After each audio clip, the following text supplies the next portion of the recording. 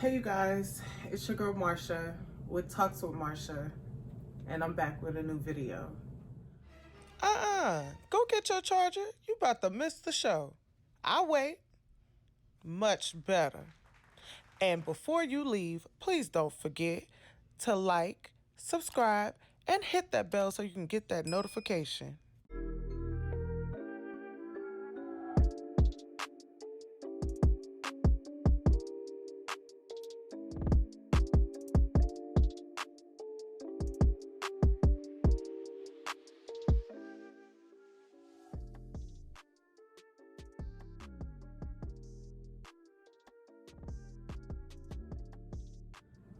As you guys know, today was Blackout Tuesday. I'm recording this right now. I think it's about 1 or 2 in the morning. It's 2 o'clock on the dot. I took that time off of social media as a time to stand my ground. As you guys know, there has been a lot of police brutality, and this is nothing new. With Breonna Taylor, Ahmaud, George Floyd, and countless other Black women and men, and this is a heavy time. This is a time to reflect. This is a time to call those accountable. This is a time for change. I see both sides. I see where the looting and the violence is being called uncalled for. I see the hurt, the trauma, the anger, and the fear. The only thing that I have taken from this is what can I do in my community, in my home, in my city, and in my state. And I think this is a time where all of us need to reflect and take a stand in our own way on how to bring on change in our country.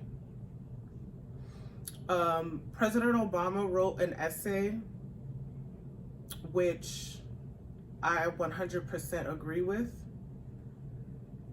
Now that the world is watching and hearing, this is a time to come up with a plan on how we can get our change implemented into law, into people's minds, into people's homes. What can we do? The protest was just a way to wake people up. Even though we've been doing this for a very long time, we have been peacefully protesting. We have been going to town meetings, begging and pleading for change. This is nothing new. I think we're just tired of begging and pleading what should naturally be given to all people. There should be no reason that minorities, Black, Hispanic, Asian, Indian, there should be no reason that we are begging and pleading for something that should naturally be given to us, and that's equality. When did we wake up and decide that we're not equals? Why are we still following the ways of our ancestors from 400 years ago? Aren't you guys tired of the bigotry and the hate for no reason? So I agree. The protest is a wake-up call. Now is the time that we need to get in our community, find out what's missing, vote into place the people that speak for us. And those that keep saying voting doesn't do anything, where are all these woke people that sit on Instagram and Facebook posting every day of, oh, how much of a conspiracy it is? Why don't you find out how you can get into office? Get the support of your community so they can vote for you and put you in office. Why don't you do that? Instead of sitting there spewing conspiracy theories on social media, find out how you can get into office. We need district attorneys, prosecutors, chief of police. Bring those conspiracy theories into office. Why don't you do that? I don't want to hear that voting doesn't do anything when you are not doing your part in putting the right person in office. Why do you think these people that don't stand for us are in office? It's because we're not voting. So do your part. This is the wake-up call. This is the wake-up for change. Don't let it stop in a week or two once the protests die down and everyone goes back to normal. Do your part in your community, in your city, in your state. Find a group that's involved in your community. Join a group. Do your part. We don't need countless posts on Instagram and Facebook. We need change. We need feet on the ground doing the legwork. That's what we need. So I just wanted to speak on it. This is how I feel about it. I feel the frustration since Memorial Day. I've been on an emotional roller coaster. I don't know if I want to yell, scream, or cry. And the only thing that has been keeping me sane is talking with my family and my friends, finding out what I can do here in my community. But I am going to protest. I am going to get in my community, see what groups that are open and that I can participate.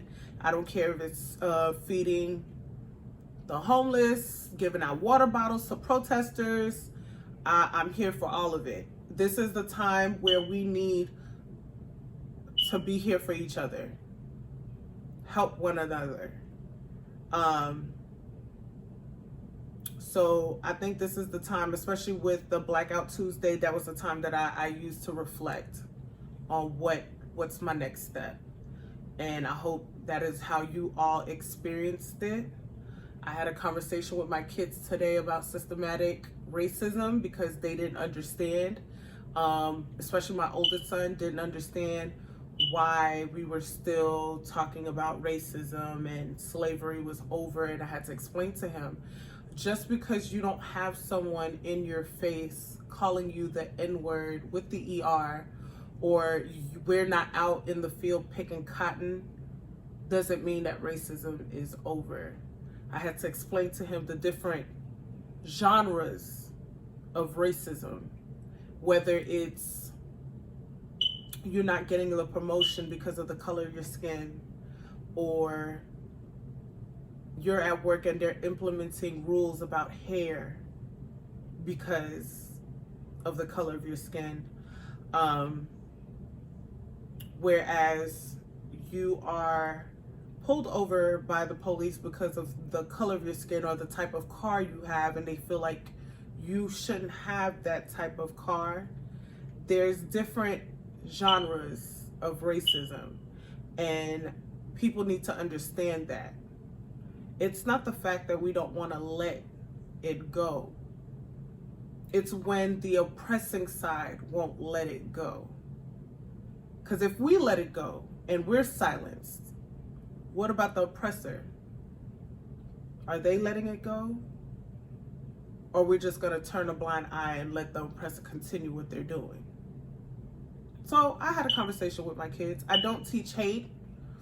I just speak facts, and they can take it, research it, and take a stance on how they want to take a stance. So I just do that. I had a conversation with someone on social media earlier today about a woman who posted a video inciting fear that the protesters are going to destroy her bakery. And she panned her camera towards the street and no one was there. And someone, out of all, commented and was like, oh, that is not what she meant. She's just scared for her business. And I asked her, scared of who? There's no protesters on the street. No one is there. But you posted a video on social media shaking and crying and inciting fear for what? Then she told me, oh, it's not about race. You're taking it down the wrong road. I'm all for Black Lives Matter, but this is not what she meant. And I explained to her, okay, you're speaking for her, but how do you know what she meant? Like, where did you come from? But you're telling me you're all for Black Lives Matter from a page that you have removed your profile picture and made your page private. Don't be for Black Lives Matter in hiding. What you hiding for? If you're for Black Lives Matter and the end of racism, don't do it from hiding. Don't do it at all. If that's not how you really feel and you have to hide to speak your part and take a stance, don't do it at all. We don't need you. We don't. Because now I feel like you're just saying it because everyone else is saying it. You're scared that your friends or family might see that you're taking a stance in what's right. Don't do it at all. So I'm going to end the video because I don't even know what to say. I don't know what to say. And then we have a president that would like to incite more violence and martial law instead of addressing and holding the murderers accountable. He doesn't even make it about the murder that happened on Memorial Day. He's more worried about calling out governors so that they can call the National Guard on their cities. That's who you guys voted for.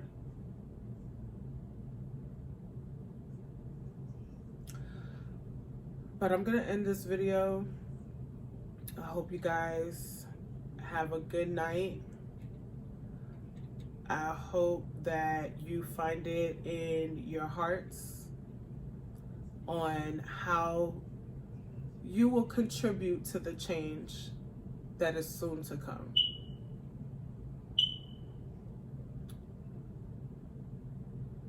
I hope that we all find a peace of mind and check on your families. Check on your families.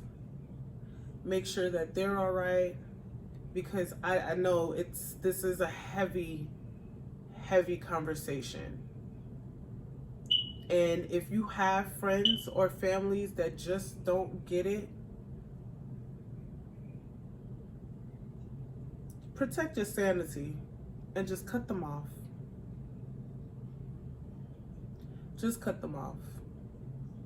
Because this is 2020. We have books. We have the internet. There should be no reason why we are having to teach someone what racism is.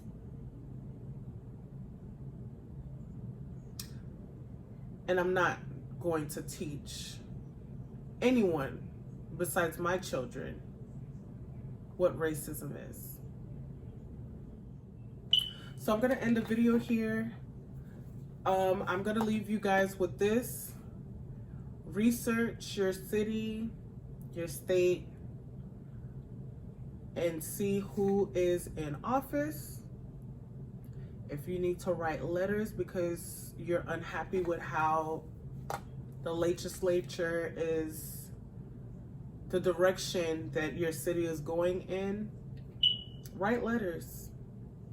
Get in your communities and do community service and find out what is missing and what's needed. Let's try to build our cities up. Let's help our community be better. That's the only thing. That's the only way to start to bring on change of injustice and equality. Good night, you guys. Bye.